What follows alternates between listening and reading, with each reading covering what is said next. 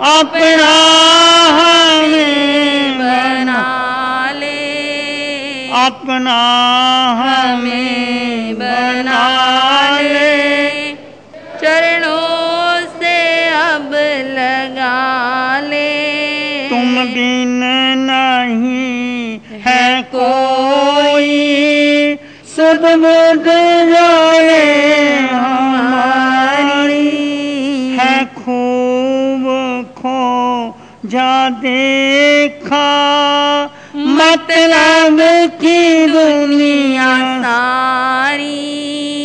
धोखे के जाल से अब दाता हमें छुड़ा ले, अरिहंत देव प्यारे अपना हमें बना ले।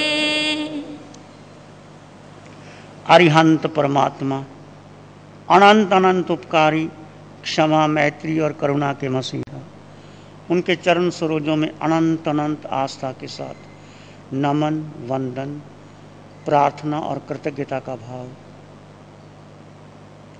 शासनपति भगवान महावीर, जिनकी धर्मदेशना, धर्म संघ, धर्म तीर्थ में हम धर्म की गंगा में डुबकी लगा रहे हैं, ऐसे प्रभु के चरण सरोजों में अनंत अनंत आस्था के साथ नमन और वंदन। आपके सामने चर्चा चली है। सूर्यदेव देव ने प्रभु से पूछा, प्रभु मैं आराधक हूँ या विराधक हूँ? आराधक का अर्थ है जिन्होंने ज्ञान, दर्शन और चरित्र में की आराधना की है, और विराधक जो ज्ञान, दर्शन और चरित्र की विराधना करते हैं। जैसे जो ज्ञान, दर्शन, चरित्र, तप के अतिचार में दोष ना लगावे, लगने पर प्रायश्चित करे और शुद्ध करे, और शुद्ध अवस्था में परभव का आयु बांधे, वो आराधक होता है। विराधक जो ज्ञान आदि, ज्ञान, दर्शन, चरित्र में दोष लगाने पर भी उसकी शुद्धि नहीं करता और आयु में बंद हो जाता है, वो विराधक होता है।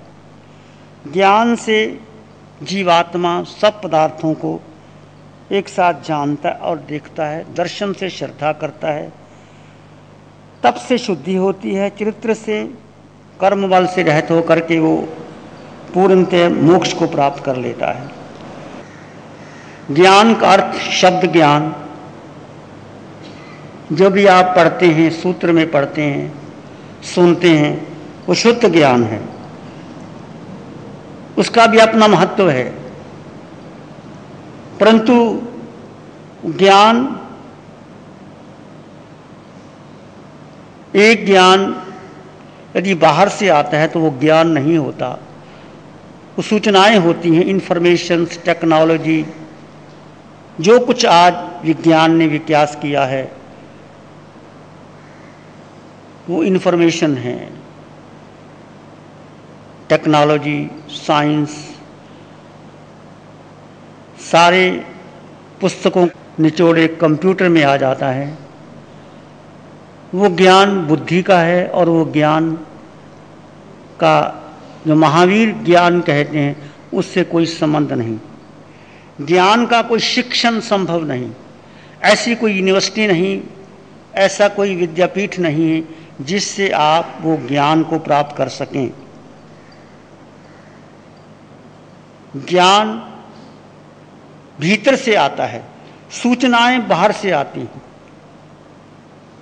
जो भी आप न्यूज़पेपर पढ़ते हैं, हमसे सुनते हैं, शास्त्र पढ़ते हैं, स्वाध्याय पढ़ते हैं, वो सूचनाएं वो बाहर से हैं, वो ज्ञान नहीं कहा जा सकता। कौन सा ज्ञान? ज्ञान आत्मा का स्वभाव है। The nature of the self is the knowledge. ये महावीर की वाणी है, ये सभी तीर्थंकर भगवंतों की वाणी है। वो ज्ञान जो तुम्हारे भीतर से आता है, जैसे बीज वृक्ष बनता है। क्या करते हैं हम? बीज को भूमि में डाल देते हैं, बीज टूट जाता है, खोल अलग हो जाती है, अंकुर निकल जाता है, वृक्ष बन जाता है।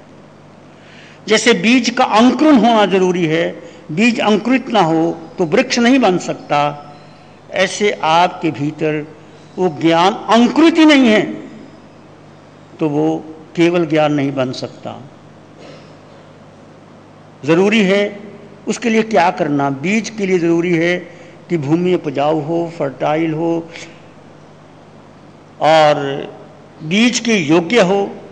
बीज भूमि में डाल दिया जाए, धीरे धीरे भूमि से एक रूप हो जाता है और धीरे धीरे वो बाहर आ जाता है। जब वर्षा आती है, जब पानी दिया जाता है, वही बीज कुछ दिनों के बाद वो बीज टूट जाता है, परंतु एक नई शाखा निकलती है और पत्ते निकलते हैं, 4 पत्ते, 10 पत्ते, 50 पत्ते, धीरे धीरे वो तना बढ़ता है और वो वृक्ष बन जाता है। ऐसे ही वो ज्ञान आपके भीतर से आए, वो ज्ञान यदि भीतर से नहीं आता वो केवल सूचनाएं, इंफॉर्मेशन। वो ज्ञान जो बाहर से आता है वो अहंकार को पैदा करता है। जैसे एक व्यक्ति बहुत विद्वान है, पढ़ा लिखा है, सभी शास्त्र जानता है, परंतु उसको आत्मा का बोध नहीं, तो क्या होगा? बड़ा ज्ञानी, बड़ा शास्त्री, बड़ा जानकर, उसके भीतर और अहंकार पैदा हो जाता है कि मैं इतना कुछ जानता हूं, इतना अच्छा बोल सकता हूं, इतना लोगों को इंप्रेस कर सकता हूं, ऐसा मेरा ज्ञान। इससे क्या अहंकार पैदा हो जाती। और भगवान महावीर ने कहा ज्ञान को जानने के लिए, ज्ञान उत्पन्न होने के लिए सबसे बड़ी बाधा है अहंकार, ईगो, मैं कुछ हूं, ये सबसे बड़ी बाधा है। यदि आपके भीतर अहंकार है, चाहे कोई साधु है, चाहे कोई तपस्वी है, चाहे कोई साध्वी है, चाहे कोई श्रावक है, श्राविक है, कितना ही वो ज्ञानी हो, यदि उसके भीतर अहंकार है कि मैं कुछ हूं, आई एम समथिंग, आपने दान कर दिया, दान करने के बाद भी आपको अहंकार आता है और आपके चलने की चाल ही बदल जाती है। वो ज्ञान आपको अहंकार दे दे, दान देने के बाद भी आपके भीतर अहंकार आ जाए, समझो वो ज्ञानी नहीं है, वो अहंकारी व्यक्ति है, वो ईगो है। शास्त्र पढ़ने के बाद भी आपको अहंकार आ जाए, प्रवचन देने के बाद भी आपको अहंकार आ जाए, आपकी बहुत बड़ी सभा लग रही है, बहुत लोग आ रहे हैं, प्रवचन हो रहा है और आपको अहंकार आ गया, देखो मेरी प्रवचन में कितने लोग आते हैं, ये भी अहंकार, ये भी ज्ञान में बाधा है। तो सबसे बड़ी बाधा है अहंकार। अहंकार का जहाँ विलीन होता है वहाँ से ज्ञान की शुरुआत होती है। तो आप देखिए कहीं मेरे जीवन में और आपके जीवन में तप करते हुए, शील का पालन करते हुए, दान देते हुए अहंकार तो नहीं आ रहा। अहंकार आने के बहुत सूक्ष्म से तरीके हैं, बहुत सूक्ष्म तरीके हैं। अहंकार कहीं ना कहीं से टपक पड़ता है और वो खुद ही आप जांच कर सकते हैं, कोई और नहीं कर सकते। भगवान ने कहा ज्ञान क्या है? आचार्यांग सूत्र में आया, जे आया से विनाया, जे विनाया से आया। आया मीन आत्मा, आया कहो, अप्पा कहो, आत्मा कहो, सेल्फ कहो, सोल कहो, चेतना कहो, कॉन्शियसनेस को, एक ही बात है, शब्दों का अंतर है। पानी कहो, वाटर कहो, आग कहो, जल कहो, एक ही बात है। मिश्री कहो, मीठा कहो, मिठास कहो, चीनी कहो, एक ही बात है। ऐसे ही आया ये प्राकृत का शब्द है। जे आया से विनाया, जे विनाया से आया। जो आत्मा है वही विज्ञान है, जो विज्ञान है वही आत्मा। भगवान महावीर ने आत्मा और ज्ञान में अंतर ही नहीं किया, मतलब आत्मा ज्ञान से युक्त है। यदि ज्ञान नहीं है तो आत्मा नहीं है, आत्मा नहीं तो ज्ञान नहीं। जैसे मिठास नहीं तो मिश्री नहीं, जिस मिश्री में मिठास ही नहीं वो मिश्री नहीं है, वो नमक की डली हो सकता है, कुछ और हो सकता है। यदि मिश्री है तो मिठास निश्चित है। आत्मा में ज्ञान, इसलिए आप ध्यान शिविरों में देखते हैं कि भगवान की वाणी आती है, तुम आत्मा अनंत ज्ञान से युक्त हो, अनंत दर्शन से युक्त हो, अनंत शक्ति संपन्न हो अनंत सुख से परिपूर्ण हो। खोजो, भीतर खोजो, गहरे उतरो, जाओ, प्राप्त करो। गन्ने में मिठास है, आपको दिखाई नहीं देती, परंतु जब गन्ने को कोल्हू में पीला जाता है, रस निकाल दिया जाता है, फिर आप एक सिप करते हैं एक उस रस की, तो मिठास अनुभव होता है।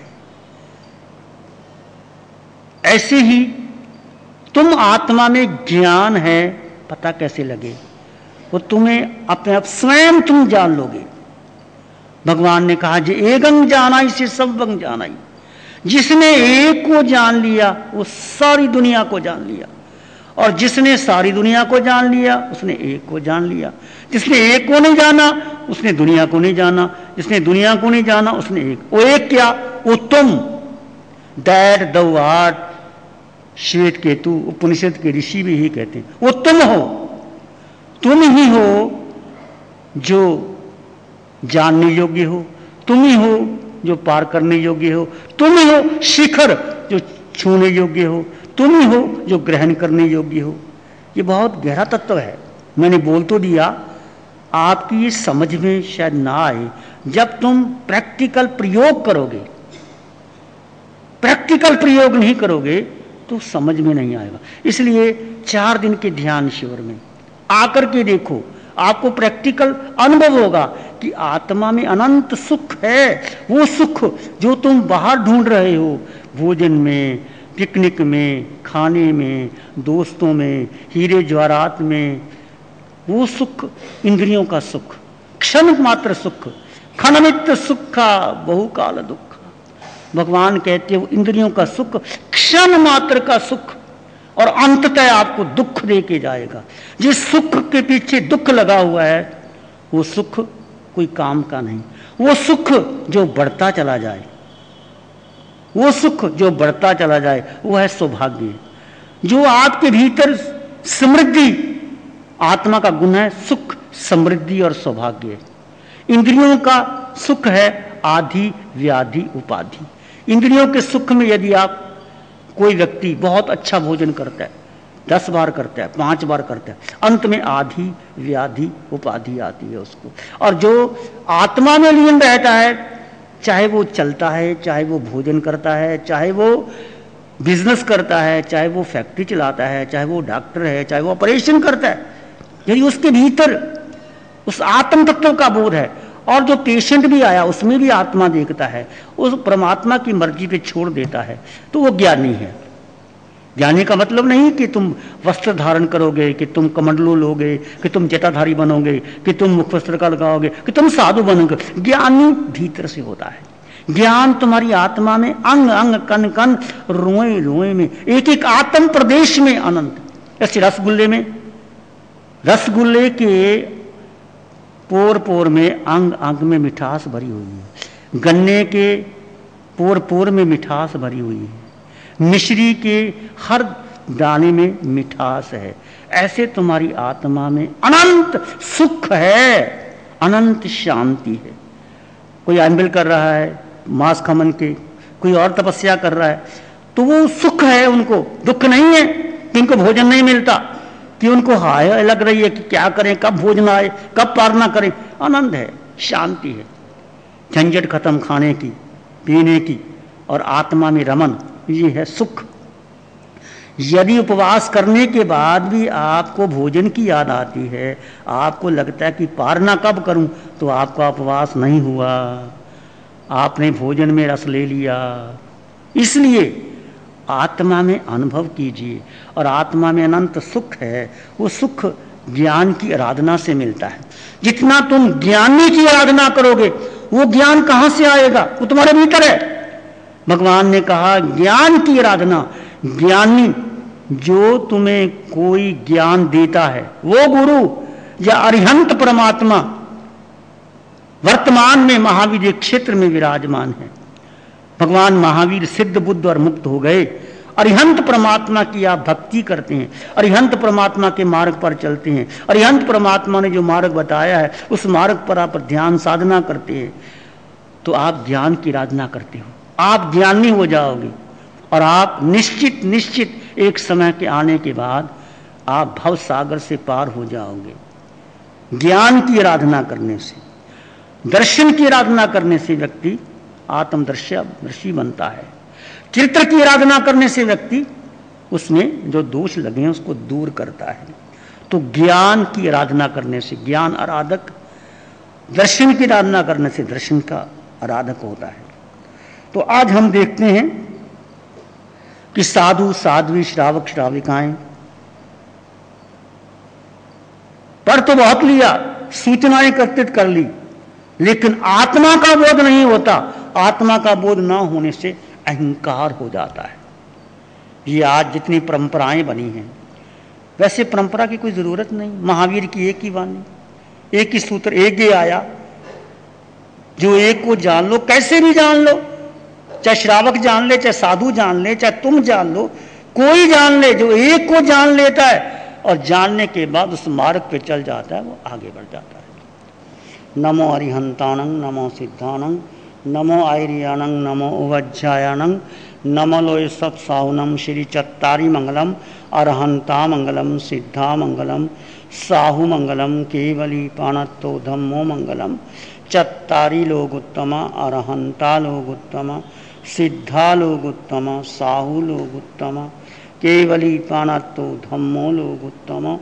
चत्तारी शरणं पवज्जामि, अरहन्ते शरणं पवज्जामि, सिद्धे शरणं पवज्जामि, साहु शरणं पवज्जामि, केवली पाणत्तं धम्मं शरणं पवज्जामि। चारे शरण हरण जगत में और न शरणा, जो भव्य प्राणी उसे खाया जर, उसे का सदा